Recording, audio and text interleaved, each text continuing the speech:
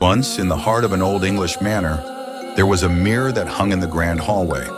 It was no ordinary mirror.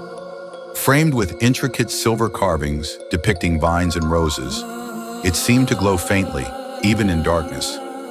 The mirror had been there for centuries, passed down through generations of the Ashcroft family. Yet every member spoke of it in hushed tones, not out of reverence but fear. The legend began with Eleanor Ashcroft, the original mistress of the manor. It was said that Eleanor had commissioned the mirror from a reclusive artisan, a man rumored to dabble in the occult. She had wanted a mirror that captured not just her beauty, but her very essence. And so the artisan delivered a masterpiece, but at a terrible cost. He warned Eleanor that the mirror was not merely a reflection of her physical form, but of her soul. Eleanor dismissed the warning, enamored with her own visage. Yet as the years passed, her beauty began to fade. Strangely, her reflection in the mirror did not.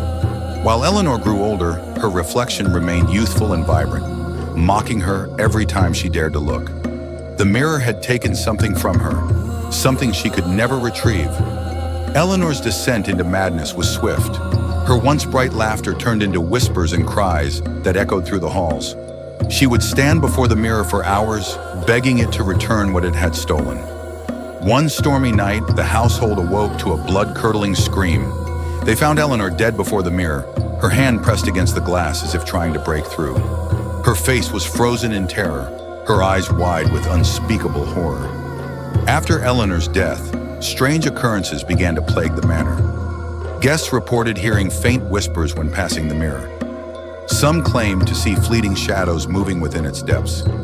Servants refused to clean it, saying their own reflections would move when they stood still. The mirror was covered and left undisturbed for decades, but its presence was felt, a silent, chilling watcher. Years later, the mirror's tale drew the attention of Amelia Whitmore, a historian specializing in supernatural artifacts. Determined to uncover the truth, Amelia convinced the current owner, Lord Henry Ashcroft, to allow her to study it. Despite his reluctance, he agreed, warning her of its dark past. Amelia arrived at the manor armed with equipment and skepticism. On her first night, she stood before the mirror, uncovering it for the first time in years. It was breathtakingly beautiful, its surface flawless and inviting. She saw her reflection, but something was off. Her reflection's eyes seemed too bright, too alive, as if they belonged to someone else. She set up her cameras and began her observations. The first few nights were uneventful, and Amelia started to believe the stories were mere exaggerations. But on the fourth night, as she reviewed her footage, she noticed something chilling. In the recordings, her reflection would occasionally look away, its gaze drifting somewhere beyond the frame. When Amelia turned to look, she saw nothing unusual. Determined to understand, she conducted an experiment. She placed an object, a silver candelabra, in front of the mirror. Its reflection was perfect. Yet when she moved the candelabra away, the reflection lingered for a moment too long before disappearing. Panic began to set in, but Amelia's curiosity outweighed her fear. As the nights wore on, the mirror began to show her visions. Flashes of Eleanor, her beauty in despair, and the moment of her death. It was as if the mirror was trying to communicate.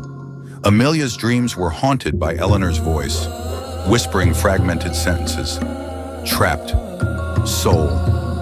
Release me. On the seventh night, Amelia decided to confront the mirror.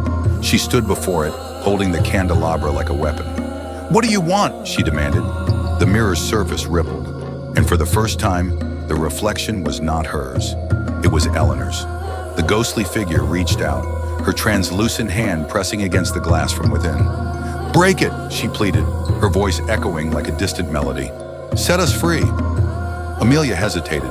She had heard tales of spirits bound to objects, but she also knew that breaking such artifacts could unleash chaos.